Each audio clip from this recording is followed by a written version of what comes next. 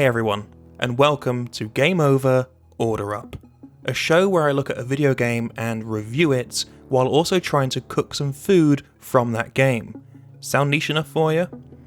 To start off, I figured it would be fun to take a look at Cook Serve Delicious 3, the third entry in the Chef Simulation indie series by David Galindo of Vertigo Gaming Inc., which sees you taking your food truck out on the road to feed hordes of impatient cartoon people who demand nothing less than perfection in increasingly difficult cooking challenges. As you would expect from a game based around cooking, there's loads of food in the game, all of it lovingly presented with remarkable attention to detail. It was hard to pick something to cook with 3 games worth of phenomenal looking food to choose from, so I've gone with a food that uses a lot of ingredients you probably have at home already: the bean burger. Ask any of your vegetarian or vegan friends and bean burgers will likely bring up mixed feelings. It's the staple only veggie option for a lot of restaurant menus and can be fairly bland when not done correctly. Yet what's exciting about the bean burger is how versatile it is. On top of beans, which are kind of essential, you can really put whatever you want into it to change up the flavours, and it's a fun thing to experiment with.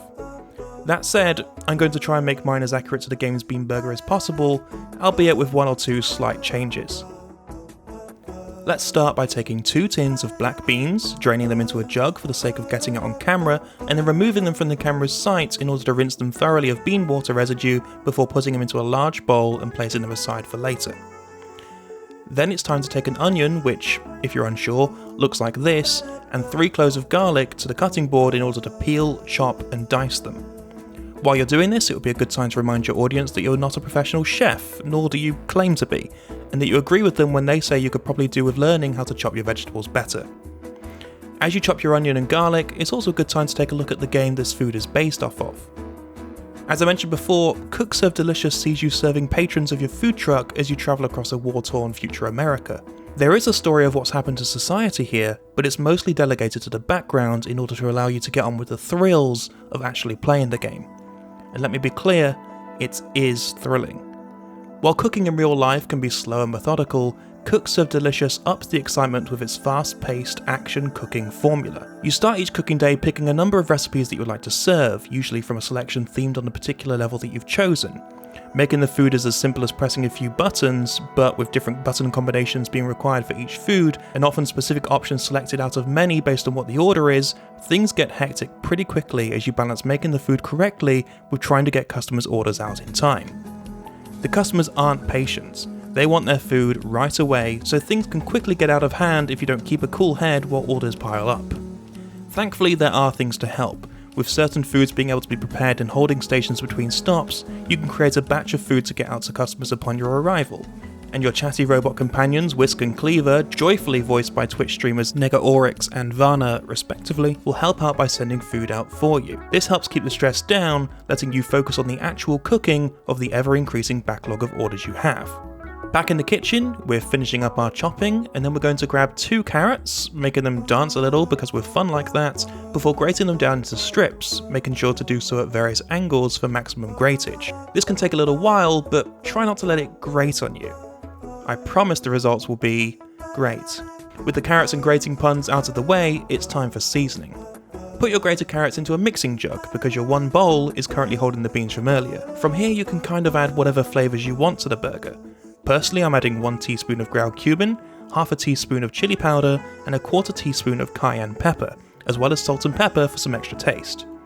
I know in the game it looks like there are bits of coriander within the burgers themselves, but I hate coriander, and so won't be including it.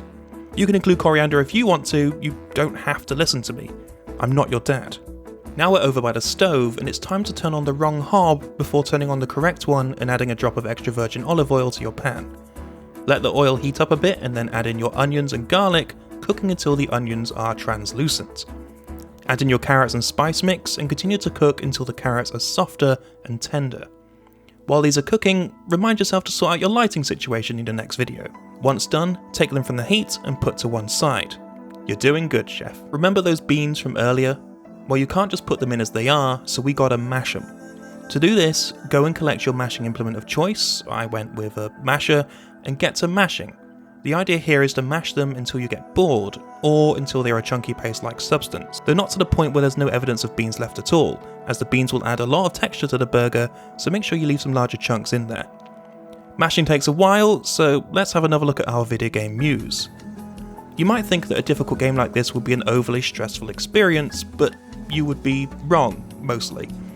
While there can be stress to the game, I often found that once I got into the flow of things, I entered an almost zen-like state of being. It's that Tetris-like feeling where even though the pile is stacking up, everything is slotting into place while your brain and hands are working in perfect unison.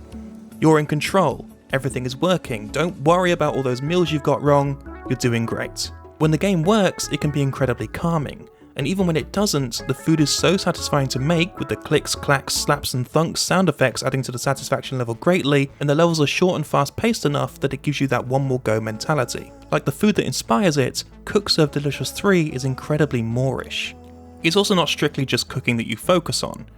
Due to the post-war landscape, in the midst of your travels you will find yourself having to fight back against ruffians and rival food trucks that are out for your blood. There's also truck upgrades that sees you adapting your truck to your own playstyle, as well as collecting trinkets to display around your cooking station. That's without even mentioning the beautiful, hunger-inducing art by Camille Couot, Lizzie Dawson and Pierre Guerrero that I desperately want prints of for my real-life kitchen, as well as an incredible and varied soundtrack by Jonathan Greer that helps set the right tone for every moment of gameplay and has become a regular backing track to my own cooking. Speaking of my own cooking, with our beans mashed, we're in the home stretch. Add a bit more salt and pepper for flavour, as well as a few drops of Worcestershire sauce. Add in your vegetables, a couple of packets or half a cup of quick cook oats, and mix them all together. At this point you have a couple of choices of how to ensure all of the ingredients are bound. You can either put everything in the freezer for 30 minutes if you want to go the vegan route, or you can do what I did, which was to crack a couple of eggs and massage them into the mixture, filling your kitchen with some delightful squelching sounds. With your mixture made, it's time to form them into 4 relatively evenly sized patties, ready for frying. Pour a bit of vegetable oil, but not that much, into a frying pan and get it heated up before adding your burgers, cooking them on a medium heat for approximately 5 minutes on each side or until they are clearly done. With your burgers cooked, it's assembly time. I'm sticking to the assembly from the game for accuracy, but you can put whatever you want in your burger at this point. Personally, I'm slicing some tomatoes, getting some lettuce leaves, and placing together in a seeded bun, with the placement order being bun, burger, tomato, lettuce, bun, done. I really liked how this bean burger turned out. The burger is tasty, flavourful, with a great texture, and, like the game that inspired it, is the sum of many good parts, mixed together into something great. I highly recommend both the burger and the game. Cooked, served, delicious. Taking a ride downtown, taking a trip through the rubber, taking a look around.